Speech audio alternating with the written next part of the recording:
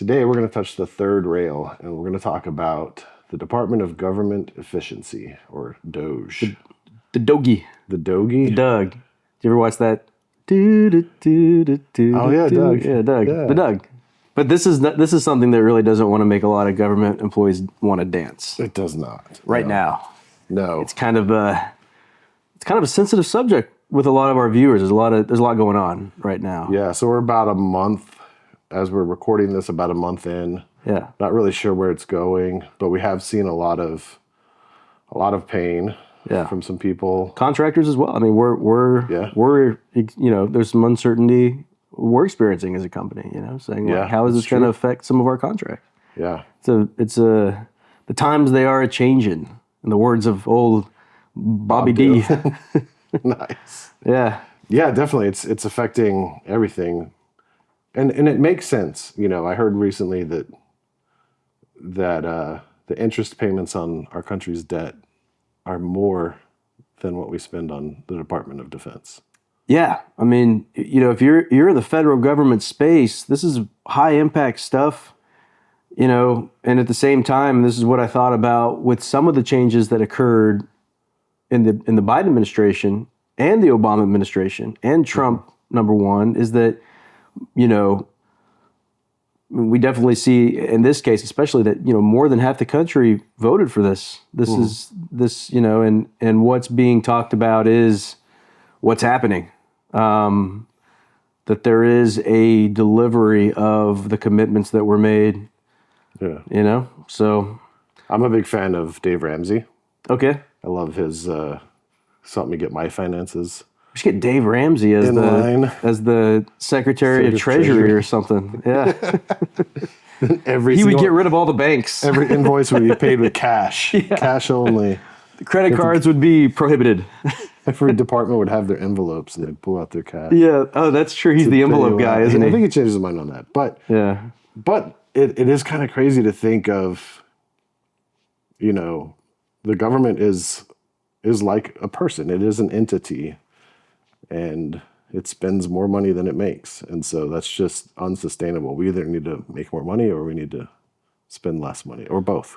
On the spend less money, then, when it comes to our little neck of the woods, our world, and the world of our viewers, we're talking about pretty significant impact to the acquisition workforce, not just the workforce itself, because, we're talking about, the resignation letter, people resigning, people leaving, the threats to, even if people decide to stay as their job.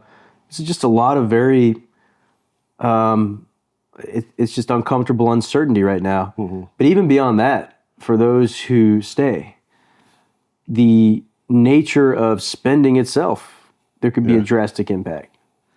Yeah, that's true. Our audience kind of has a double whammy: the money that's spent on their salaries and the money that they spend in the name of the government. Yeah. Yeah. And then even like the Clinton era, we had major impact changes in federal acquisition with FASA, Federal Acquisition Streamlining Act. Mm-hmm. There were changes in the workforce where there were large amounts of federal workforce maybe that was replaced by contractors, and then vice versa. Should this go to the workforce and not be contracted out? So those kind of studies have always occurred, and even in the late 19th century after the Civil War, there were, major changes in the name of efficiency. So, at the same, this is probably the biggest change I've ever seen in the government. But if we look at it from the realm of U.S. history, there's always this attempt to do a complete reset on behalf of the American taxpayer. Yeah. Yeah, and for the acquisition workforce, I mean, if you've been at 1102 for a while and you're a good 1102, which all of our viewers are good 1102s. If they're watching our stuff. Even if they weren't when they started, they are now. Yeah. I mean, you've been, and the contractors too, the companies too, they're engaging in federal contracts. I mean, if you've been in this world for decades, you've been, we've been working in this very imperfect bureaucratic acquisition process in this system. Mm-hmm. For decades, we've been trying to work around the rules, trying to, work within the rules, but bend them just enough to not break them, just so we get some kind of mission impact done, some value. it seems like sometimes we've been, paddling upstream, against the current, going uphill the whole time. And we've been just begging for the system to change, like knowing that it would need a radical change. Well, this is an attempt to make a radical change. So this is, in a way, this is what a lot of us have been asking for. But so there's a reason to be optimistic. Can I be pessimistic for 1 second, though? Can I tell you one thing I'm worried about? Sure. So one consequence, though, I fear is there's a lot of really good acquisition ninjas, some good people that are leaving. And that could be an unintended consequence of the DOGE. That, I mean, a lot of them I know are just a lot of it just because of return to work. Some things where they're just they want their work-life balance to be a certain way. They're awesome assets to the government, but they're work smart, not hard kind of folks. Just not jiving with the way they work. And that's unfortunate because they're losing a lot of those people. And it's one thing to break stuff. You got to make a complete change. You got to break stuff, and then you got to build something better. So the breaking stuff could be happening, at least at some scale. I mean, the whole government's not catching up, but the breaking stuff could happen at some scale. And the question is, have they planned out how it will be rebuilt better? Are they going to get some of those contract ninjas back? Are they going to completely rewrite the rule book on contracting? What's going to happen? So that's what. And that's a good point. I think for a lot of people, when they think about the government, I know for me, when I thought about the government, to me it was politicians, the DMV, and the post office, and military. And so for the average person, your interaction with government is sometimes the guy you like is in, and sometimes the guy you don't like is in, and it usually hurts your feelings pretty good. And then your other interaction is with these agencies that are pretty inefficient and pretty hard to live with. And I mean, in my own state, we have a private DMV. And I always go there. It's nice. It smells good. You don't wait in line. What does it smell like? Well, it doesn't smell like anything. So that's why it smells bad. Good. I had to go to the DMV. There was a kind of a crazy thing I had to do that they couldn't do at the private place. But it was so nice. And so that's the only place I go anymore is this place. And I pay like $5 or $10 more for the things I need to get done. That extra government service. Yeah, to get just a little bit more. So But as you're saying, and as I've been in this space for about 1.5 years now, there's so many more people that work for the government. And there really are some amazing people. And I even before DOGE came along, there were people I saw and I was like, man, just from a money point of view, why do they work for the government? They could make so much more money if they left the government and got a job in the private sector. Yeah, I mean, and this is definitely going to. Oh yeah, the money pool and the not being able to work from home and. Yeah, these are people who are good who are leaving are people who have been getting offers from companies to leave.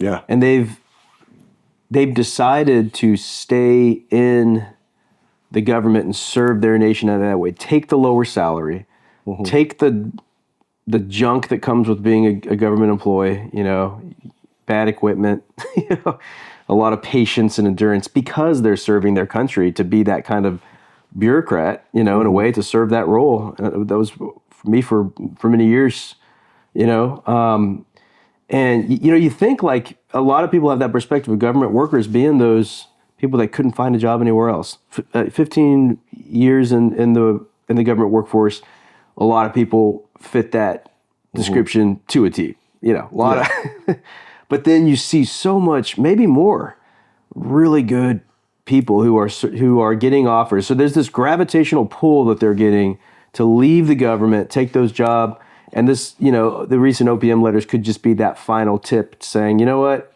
I don't need this. I want to drop my kids off at school in the morning. I don't want to take a VRE for an hour to get to work 5 days a week. I don't need that in my life. I can serve my country and serve my family by working for industry, peace, And make more government, and make more money. Yeah. I'm out of here. So that's the unfortunate. That could be maybe an unintended consequence, or All right, maybe. so I'm going to put you on the spot then. Yeah. We haven't talked about this before. We Okay. can cut it if it doesn't work. Okay. And all of you guys can help us. Let's say that Elon Musk is going to watch this video. Okay. How can he help fix that problem? Yeah. Or has he already messed it up? Well, I mean, we talked about an entrepreneur who slept in the factory where he worked, and took that time. So I don't know if his concept of a work-life balance matches the balance of other high-performing, high-quality workers out there. He's just at another level. And so there can be arguments made about, the same thing for probably any industry titan, Carnegie, Yeah, Roosevelt, Steve Jobs, or Rockefeller, Ford, Jobs. Yeah. You can say that probably any of these guys probably had a level of expectation of work ethic that went way beyond the family. It's to the very root of them. And they're, to be fair to these tech titans and industry titans, there were generals. Their generals are that way too, like the top brass of the Pentagon. They're like, it's your nation comes first, then your family. So me and my wife have this discussion from time to time. One of our favorite things to watch in our family is Hamilton. Okay. And when we watch it, I'm always inspired by Hamilton. Yeah. And a little bit like, man, what am I doing with my life? Like, yeah. I want to be like, I wish I was like Hamilton. Yeah. And my wife's response is always, I am so glad you're not like Hamilton. Yeah, like exactly. He had no relationship with his family. So yeah, world changers like that. Like, you always think about that. Like, you always think, what the things, have you ever had that moment where the things I'd be able to accomplish if I was just single? And then you're like, well, hold on, then I wouldn't have my wife and kids. Yeah, exactly. So what's the trade-off? If I just had 18 hours a day to work, oh man, I could have got so much done. We could have made like 5 more bad videos. Yeah, we've been putting out a video every day. Yeah. But I think one thing, for Elon Musk, and I don't think there's anything we could say to, because I think that's it. One argument you could say is,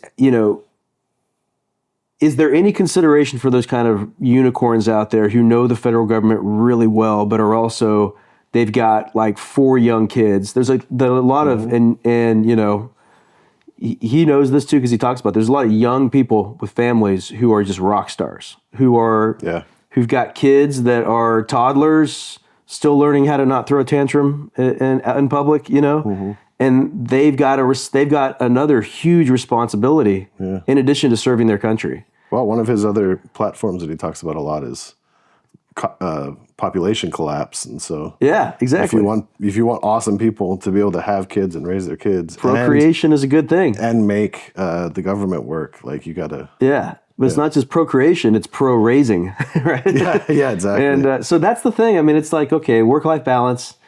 But you can also argue, just to play devil's advocate with myself, that what I did before COVID, I was taking the VRE 5 days a week. What's the VRE? Oh, that's the Virginia Railroad. Okay. It's in the DC area. Yeah. So anyone who lives in the DMV will know. Okay. If you live in the Virginia suburbs, and I was crammed in, with my paper, and took the morning commute. If I missed the train, on the way back, I'd have to take the late train. So sometimes I didn't even see my kids, at night, especially when they were young, and my wife, put them to bed early. And I remember thinking during COVID when we were able to do a lot more remote, because you could just have way more meetings, you could just get more done just by, So if you're a high performer and you're self-disciplined, remote is just, it's so good. And so I was able to say with the way I worked, there is no way I'm getting on a train again and going in. This is just, but So part of the reason we have this now is because they wanted you to. They wanted me work. back, and I said no, and I left the government. Yeah, so maybe that's why it's a little sensitive for me, because I know that there are people out there who want to serve their country, but they've got other responsibilities tugging at them. But I can't fault. There are people who are really high performers who think like Elon Musk in the DOD, and I can't fault him for that. It's just there's going to be a lot of people who are going to say, I love my country. I got kids. I got a family. It's just not, especially civilians especially. Active duty, they have no choice. Yeah. But and then military wives or military spouses serve their country by just dealing with that. A lot of civilians are like, nah, I'm too old for this. I got kids. I want to go to their soccer games. I want to coach. Mm-hmm. But just from a pragmatic point of view for the administration, if you want to be successful and efficient, to some extent, like, you have to carve out a space for these people to still be a part of the government. Yeah, I think so. Not lose them. I think so. I think the problem, and we can talk later about how this is going to affect once you stay, like the acquisition work, like how acquisition is going to be done, because that's another thing that I'm actually. I think that there's a lot of reasons to be more optimistic about where that's headed with these changes, which is really great. But just sticking a little more pessimistic on the workforce piece, I think.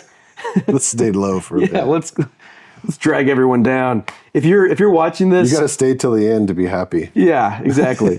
And I guess if you're watching this, you're either maybe you've stuck around or you're So, but I think it is the return to work and then the 5-bullet email does to me reflect an overall lack of trust in the federal workforce.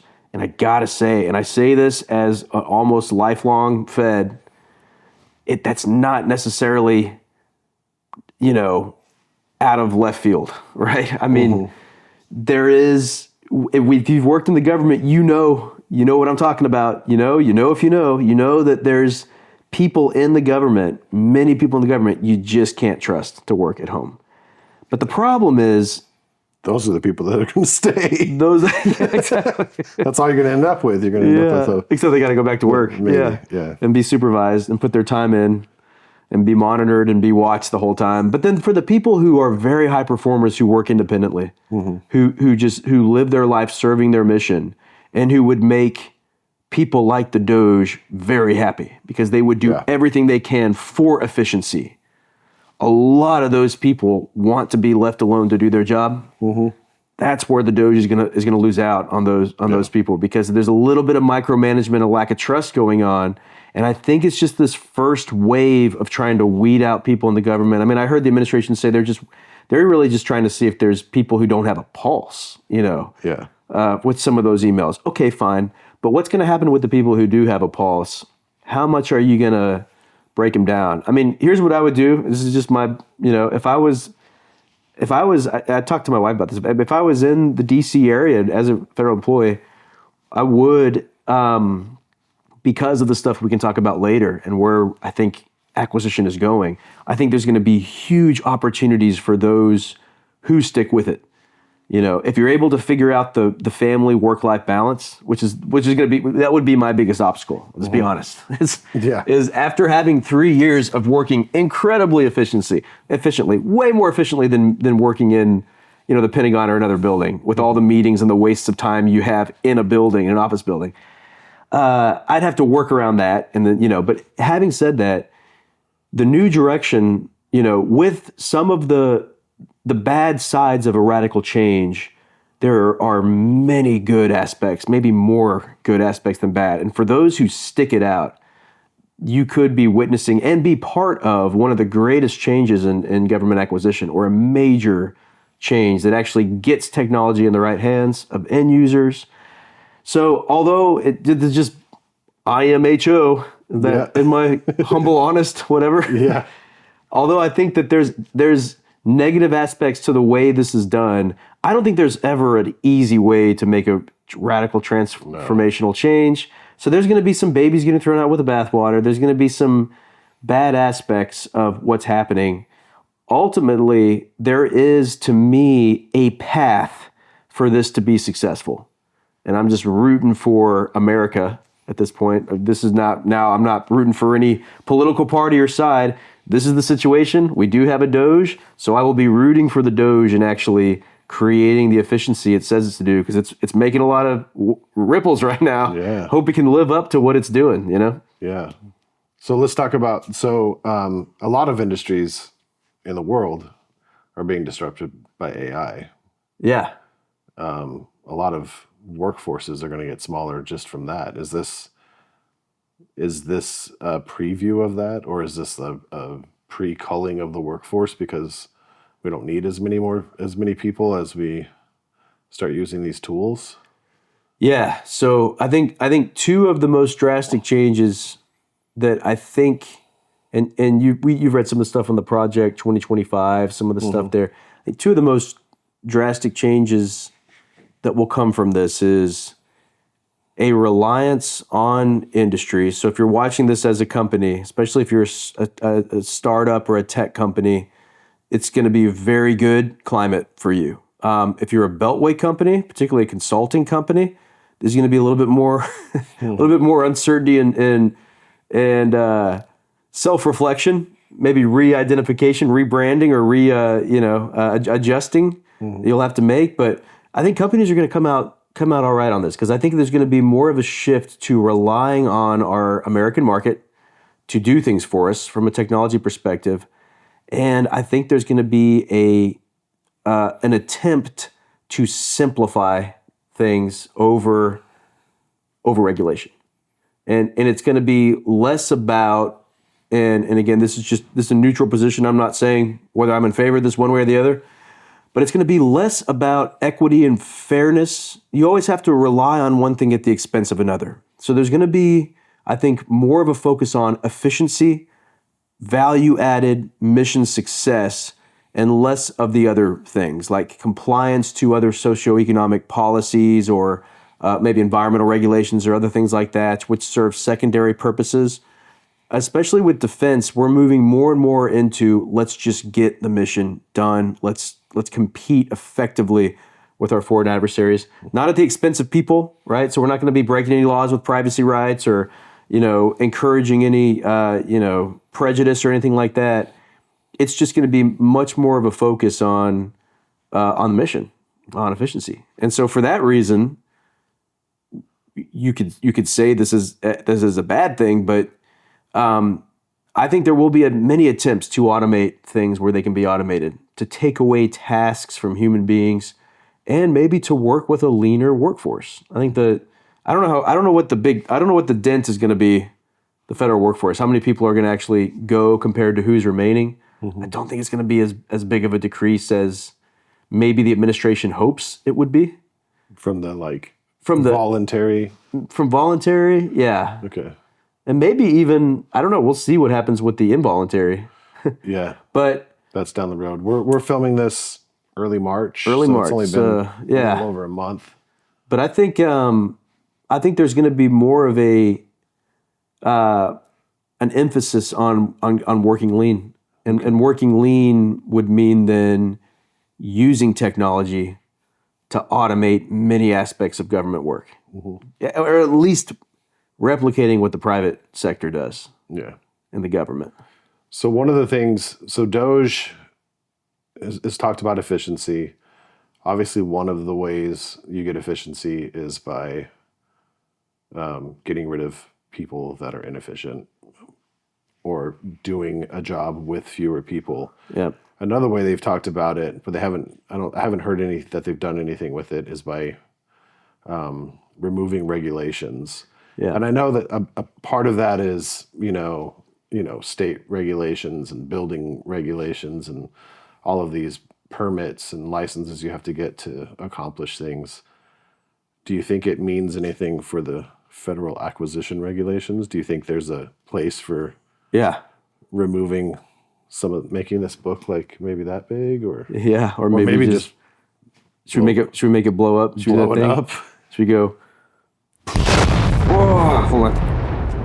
All right. Oh, it's gone.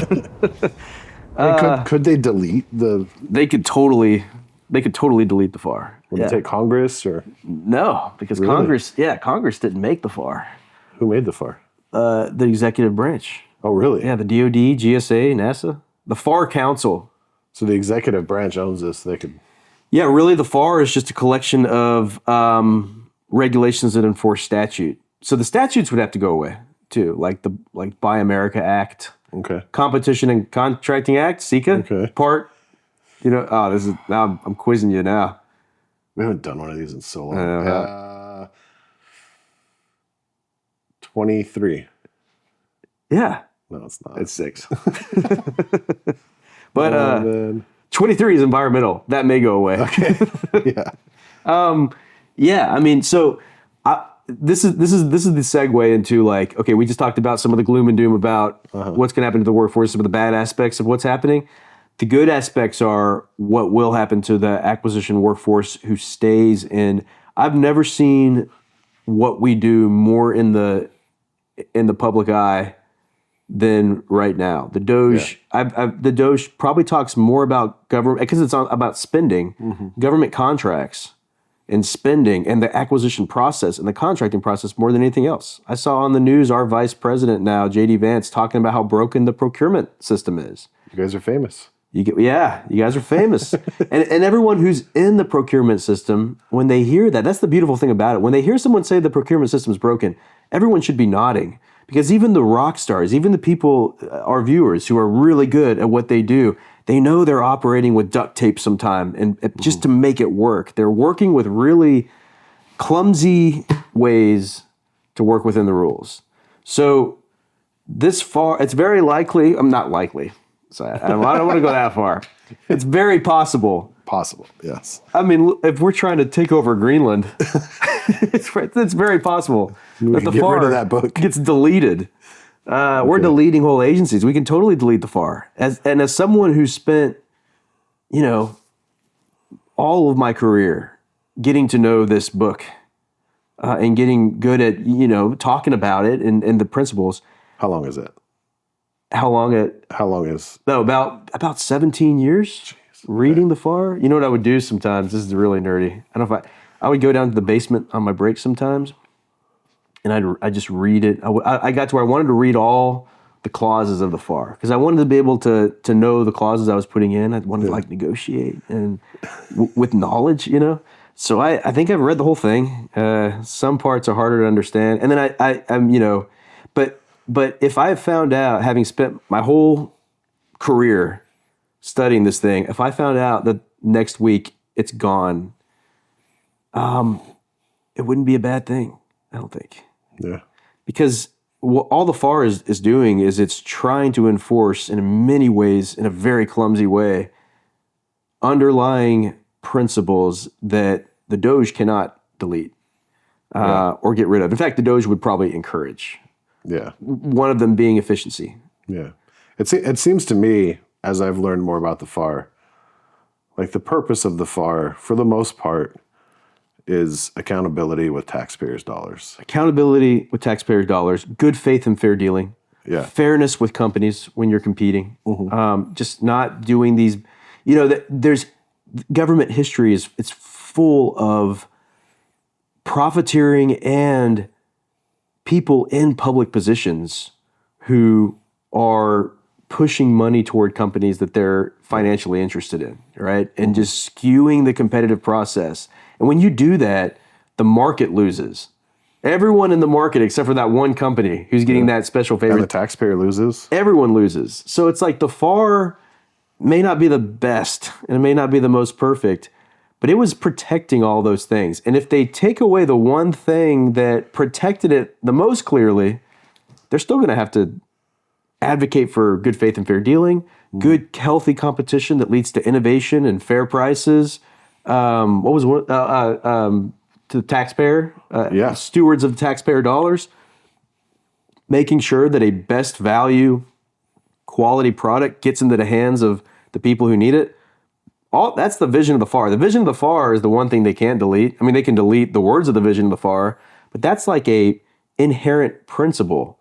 As inherent as the freedom of speech or the freedom to own land is the freedom to, or the responsibility of the government to engage in good faith and fair dealing. So, if you're an acquisition professional and you understand if you've just, all you've done is you've memorized the processes and regulations. Like, okay, solicitation RFP, that must go out for 30 days, or else I have to do this or this. And you haven't really understood through critical thinking the point behind putting something out for 30 days or publicizing in Part 5, you could be in trouble.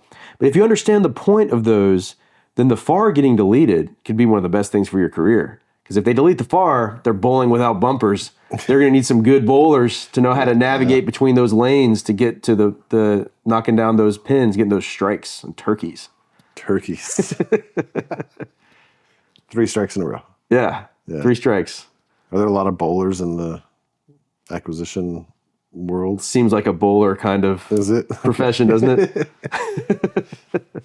Oh, man. Yeah. So, So, I mean, I think there's pushes now in the Department of Defense. We talked about this in another Act for Dummies, I believe.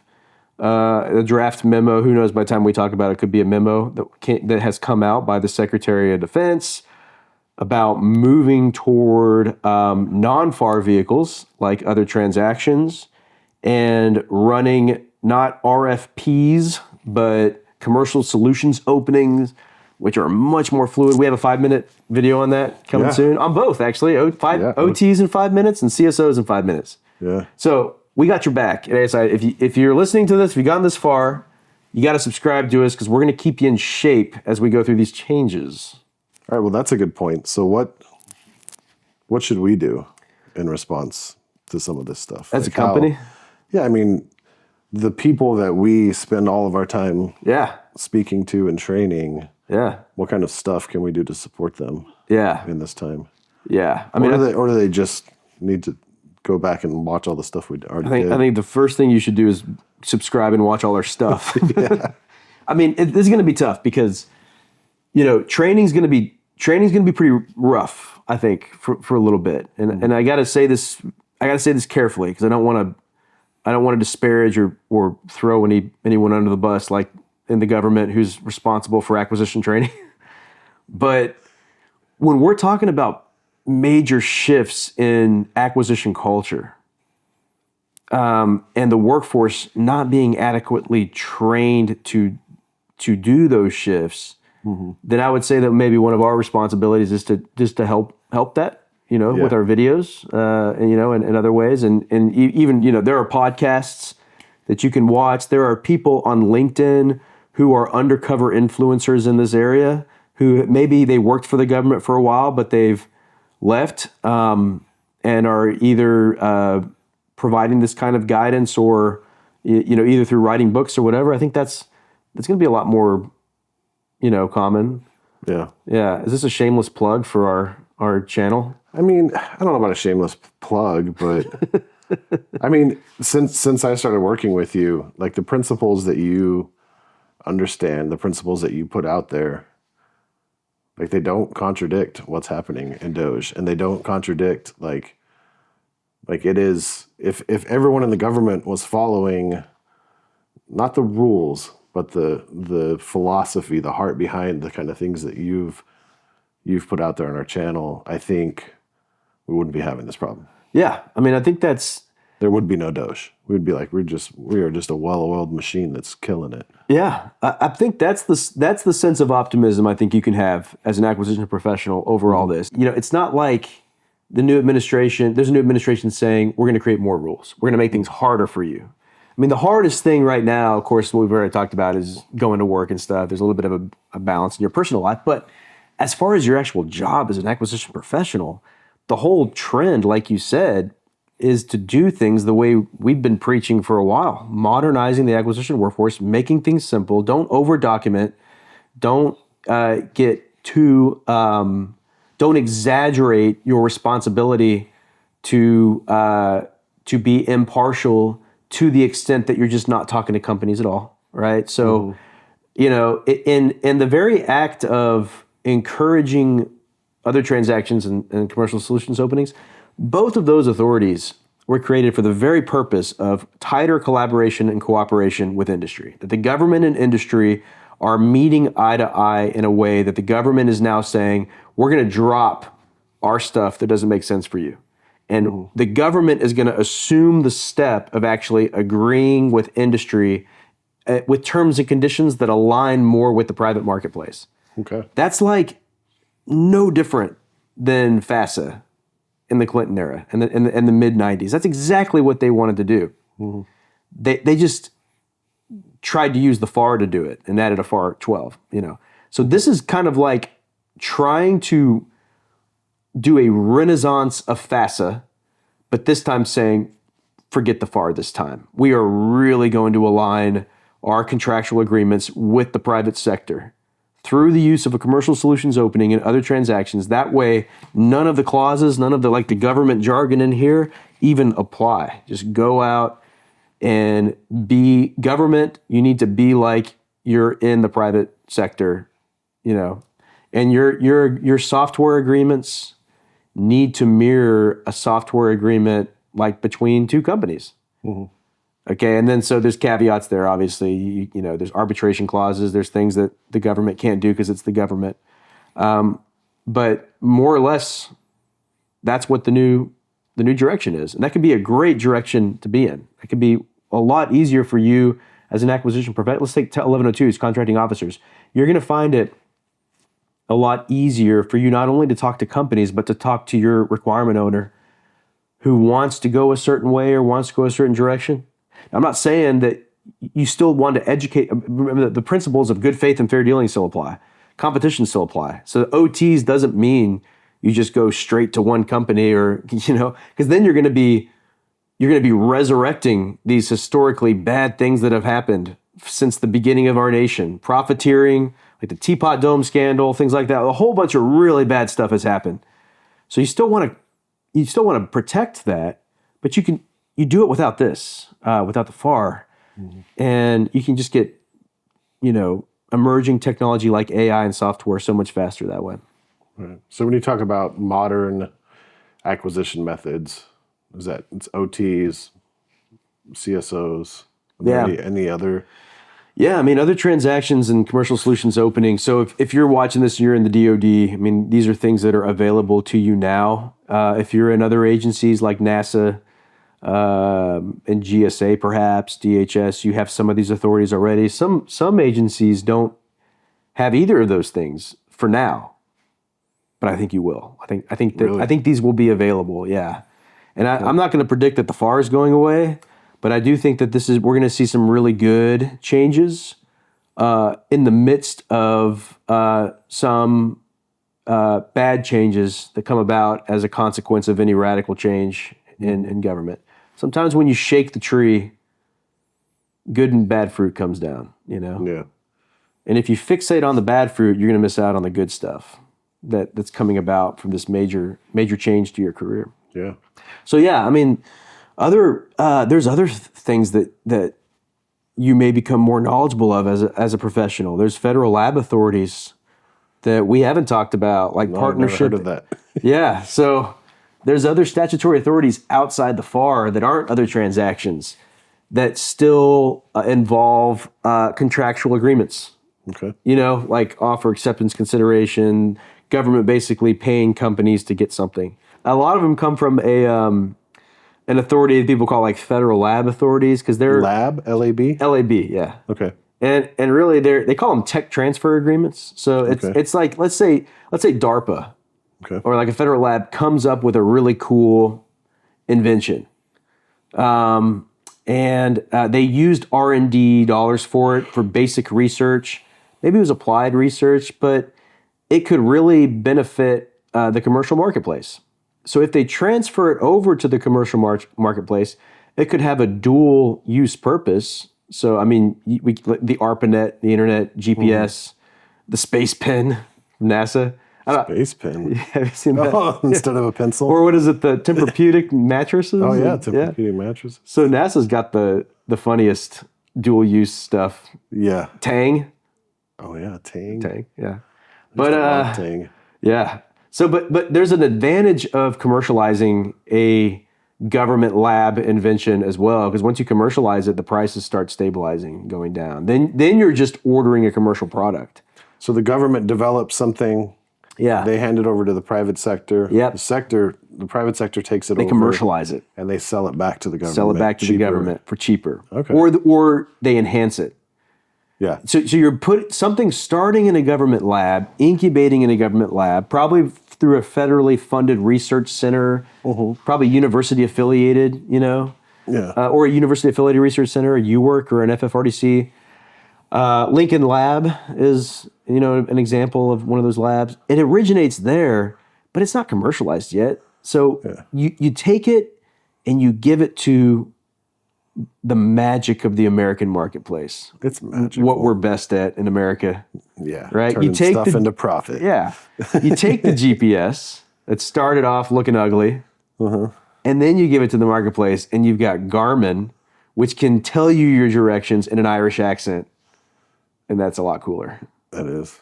The government would have never made GPS give you directions in an Irish accent.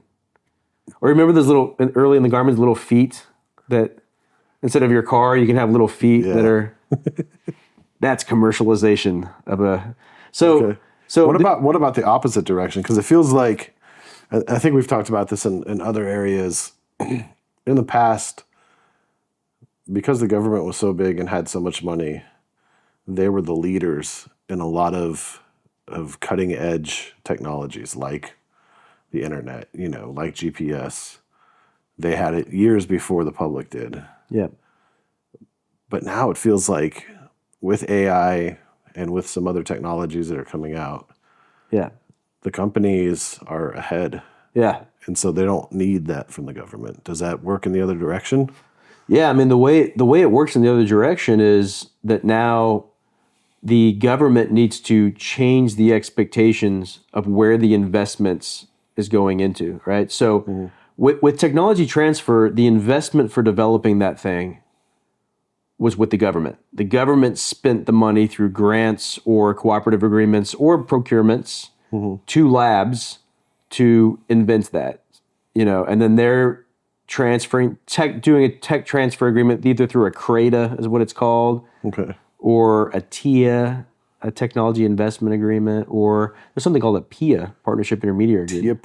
TIA. PIA is a partnership intermediary agreement is the government transfers something over to a partnership intermediary, and that entity reaches out to a bunch of small startups and brings them in to try to commercialize that idea. And it may not be what the government's transferring may not be technology. It may just be a problem, like some kind of like, here we've got this, and then companies come together. An example, one of the most famous examples of that is a Defense Works was a PIA, partnership intermediary. Defense Works, I don't know that. Defense Works, yeah, they created a special operations command, SOCOM. Created a partnership intermediary agreement with Doolittle Institute, and they used Defense Works, and they created a PIA called SoftWorks. It's down in Tampa in Ybor. It's in this brick building in Ybor where chickens still roam free. There's all these cigar shops and stuff. Chickens are running around. But inside this old brick building with chickens running around, you have some pretty cool high-tech stuff and high-tech companies coming in. It actually changed the makeup of Tampa a little bit. You got a lot of Tampa's you got its own little hub of high-tech stuff. Silicon, Florida, huh? Silicon, Florida. Yeah. Just as high-tech with just a mullet. Just a mullet. Mullet and a tank top. It's high-tech with Skinnerd in the background. Yeah. That's an example of a tech transfer agreement when a lot of times it's when the investment is made with the government, then they're transferring something over. Tech transfer is called like T2. They call it T2, tech transfer. When the investment is made by the company, that's independent research. They call it IRAD, or I think independent research dollars. I don't know what IRAD stands for. Then you are getting a license for something that the company has already invested in. So the government has less leverage, but that may not be a bad thing. The problem has been when the government treats the company like they're the ones that invested in the technology, so they start nickel and diming. Because what that company did, if that company spent billions of dollars investing in something that could be helpful for the Department of Defense, for example, the prices are going to be a little higher. And the government has to decide, well, okay, if I pay these higher prices, The trade-off is I'm not going to be paying for the money that it took to develop this thing. Yeah. So they probably come out breaking even, and probably ahead because they don't have to account for risk. Probably come out breaking ahead. Yep. And we talked about this, I think, in another video. But they don't have to bear the sustainment costs of some of these things if they're just getting a license for it. They haven't developed it, so it's not necessarily a bad thing that the tables have turned, and the government is now not calling the shots on the development of the thing. Now the government's just playing in the commercial marketplace. Mm-hmm. And that's kind of like what Anduril's done, right? Like they and Palantir's another example. They anticipate the government's future needs. Yeah. And with their own money, come up with products that they think the government's going to need. They create them without any help from the government. They're taking a risk too. I mean, there's a big risk. So, yeah. And I think I talked to someone at Palantir about this, and they've invested so much in this thing, these capabilities for the Defense Department, that it may take a while for, even though it looks like, companies like those, their revenue is very high, they may still be in the red because of all of the investment they put in, this investment that the taxpayers didn't put any money into. Mm-hmm. So you have these companies that are wanting to serve their country, but it's the industry this time saying, you know what, we'll go ahead and put the investment in. We won't use taxpayer dollars. So then when the time comes and these companies have something that the government needs, and the government still treats that as if they put the investment in, either by claiming intellectual property ownership rights or trying to nickel and dime the licenses, that's where they're going to lose out on something that they could use, and they're probably not going to be able to develop it. Is there any danger? I know both of those companies, seems like the people in charge of those companies are very patriotic, but maybe other companies, smaller companies, is there a danger in losing whatever technology they develop to an adversary? Like, hey, we made this thing. It's amazing. You should buy it. Oh, we don't want to pay for it. Well, I spent, $1 billion developing it. Maybe someone else wants it. Yeah, maybe they're not friends with you. Yeah. I think that's, maybe there were times in our country where, I think there were very clear times in our country where industry and government rallied around the same flag, like once Pearl Harbor happened. We talked about with that book, Freedom's Forge, we did a book review on. Yeah. Before Pearl Harbor, even the car companies who would end up later creating huge assembly lines for tanks and planes, they didn't want to have any business working with the U.S. government. Yeah. It's kind of similar to some sentiment of some companies today. But then the country was in danger. And then Americans became Americans. And they're like, we got to protect what we've all benefited from since childhood, no matter where you are, private sector, government sector. And space race maybe the same way. You have these tech companies who just wanted Americans to land on the moon, and beat the Russians. So, I think there's companies out there that have that patriotic vibe, and then there's companies out there, American companies, who have gotten every benefit from being in America, who don't have that, and who could totally turn and go to the foreign adversary. But I think that's the reason why the acquisition workforce and the government can help solve that problem.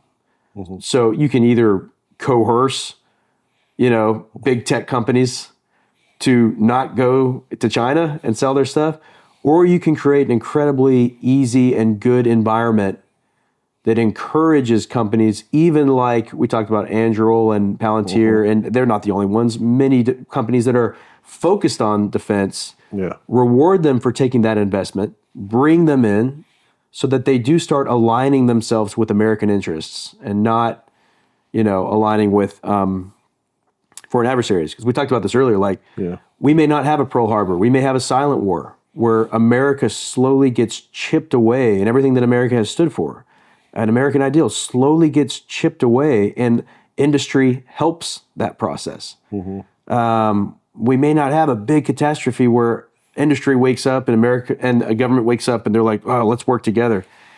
In the absence of that, I think the acquisition force can be really helpful in doing that. And the move to do things like CSOs and OTs, I don't think I'm exaggerating when I say how important that is in making sure that happens. Mm-hmm. But yeah, with like the Palantir investment model thing and incentives to work with the government and the government creating incentives for independent investment of major technologies for the purpose of defense, just knowing that as an acquisition professional, respecting that, acknowledging that, and pricing that in to what a fair and reasonable price is a huge step. That's currently not being done. Yeah. Yeah. All right. You're basically punishing companies for spending a lot of investment dollars to help you out for the government that aren't taxpayer dollars. So you're saying, and you're saying, well, this is a lot more money than I usually pay for a license. So you're almost saying it like you're protecting taxpayer dollars, but then you forget, wait a second, taxpayer dollars didn't spend the billions of dollars to invest in the technology to begin with. Yeah. It's just a different way of thinking. And that's the thing that we're not trained on as a workforce, to really understand the nuances of this new market position that the government's in and what they need to do to capitalize on our high-tech market that we're in now. So like Steve Jobs said, think different. Think different. Yeah. Be American. Think different. Think different.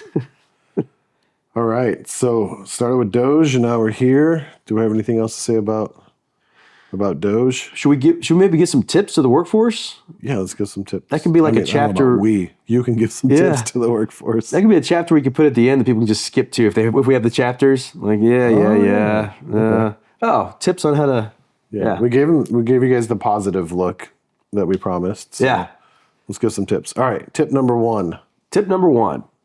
If you are in the acquisition workforce now and you've worked out a work-life balance to adjust to these new working conditions, I think you're in good shape. I think you can do things to lead the way in being an advocate for the kind of things that we're talking about. I mean, one thing you can do is you can start by watching our videos on being a procurement champion. We have 5 reasons to be a procurement champion. Those are 5 reasons that I think definitely stand. They probably are even more applicable today than they ever were. So what this new administration is looking for, they're looking for incredibly efficient assets to lead the charge. And with all these really good people leaving the government and government contracting, that is your opportunity to step in as a government employee and be that asset, because they're going to need them. And if they don't have them, it's not going to work. If you don't have good acquisition professionals, everything the DOGE is trying to do will fail. They can throw away the FAR, they can take away all the people, and they're still not going to have an efficient way to spend money.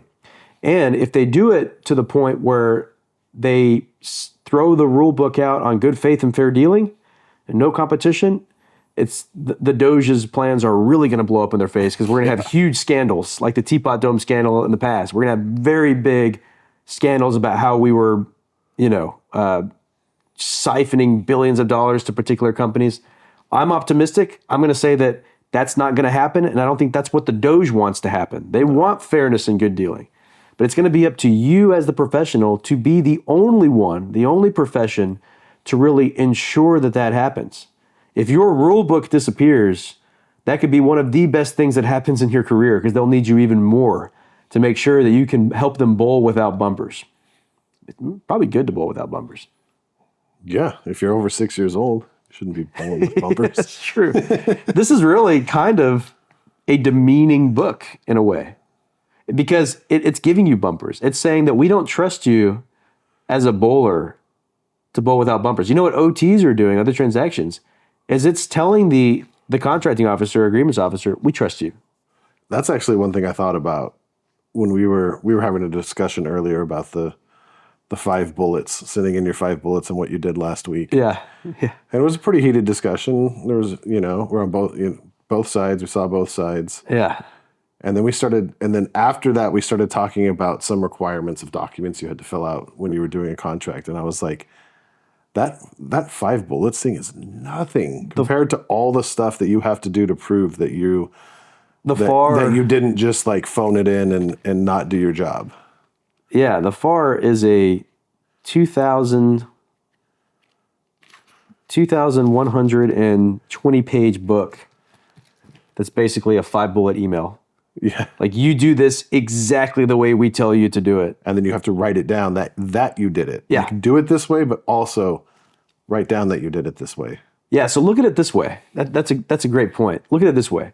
If you think that the 5-bullet email and this kind of the OPM stuff is showing a major lack of trust in you as an employee, for those that want to stick around, they could be weeding out people. And again, we talked about that there may not be weeding out the right people. Yeah. Fine. If you stick around, you're the right person, then you could be about to be given a bunch of trust that you never got before. So yeah, you may be getting an email about what to do, 5 things that could take about 5 minutes, but you could be getting a lot more flexibility to work incredibly fast. And trust. And you could be given a lot of trust as an acquisition professional. That tip number 2? Yeah. What was tip number 1? I don't remember. Watch our videos. Let's make that tip number 3. You touched on it at the end. I really do think, and I don't think it's shameless plug, whatever. I think the things that you've been teaching, that we've been teaching, really do hit on the principles of efficiency. But something that's even more important than efficiency is effectiveness. Yeah. I think if you're in a position where you're worried about the future, this is the time to like bone up on what it means to be really good at your job and to give yourself that edge and understanding. And I don't know if there's another place to get it. If there was, I would recommend a few places, but I really do think that what we've put out. Do you know of any other places? I mean, not the way we do it. And we have some silly music videos and parody videos, but if you go back and watch our Act for Dummies series, I think that, and we don't make money on this. We get not really high views. We're not looking for the view count. It's just really a legitimate interest in helping out viewers like you, especially those who have made it this far in this video. If you're watching this, this is exactly for you.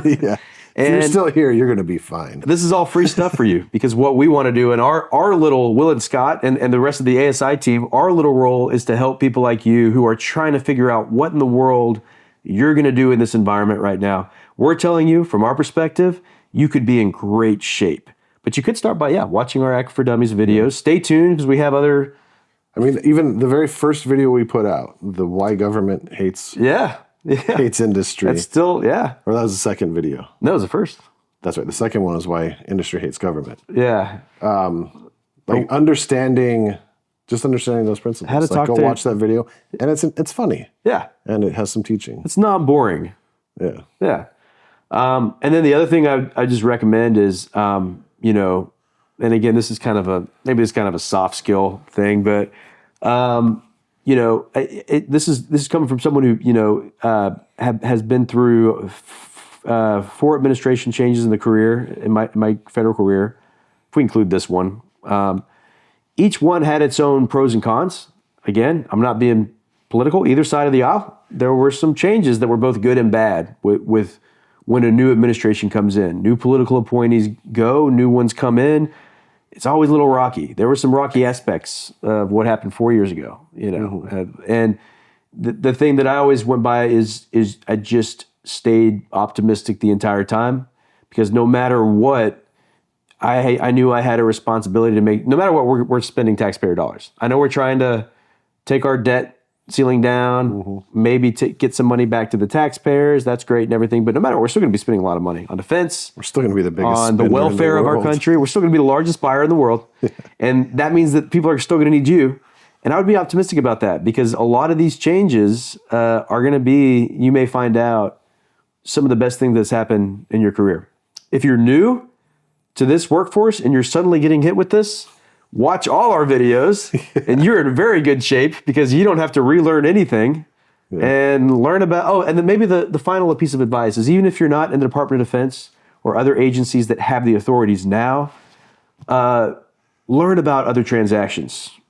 Learn about non-FAR stuff. And don't fixate so much on the federal acquisition regulations. It's good to know it. We're still going to continue teaching it as long as it's still around. But learn more about the underlying principles of government contracting. It's an incredibly exciting field. It's always going to be exciting. And this thing that's happening right now is just going to be another page in the history of government contracting that you're going to weather through. And there's going to be a future too. So anyway. I have one more tip. Yeah. Let's finish it up with this one. All right. I'm sure we didn't cover everything. Yeah. And I'm sure there are many people watching this who are like, man, they didn't talk about this. Yeah. Whatever concerns you have, whatever questions you have, like it's our goal to be a resource for you.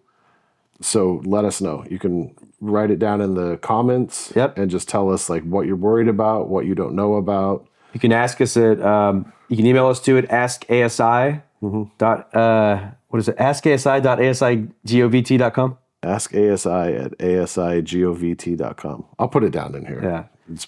That's probably wrong too. When it's written down, it always looks like a askasi. Yeah, askasi. But really, that's what we're here for. That's why we started doing this a year and a half ago, was to be a resource. So let us know what you want to know. So we feel for you, workforce. And by the way, if companies are watching this too, it's a pretty crazy time, but there's some storms to weather, and I think there's going to be some new rays of sunshine that could come out of this as well. So it's fun times. Fun times. Till next time. Till next time.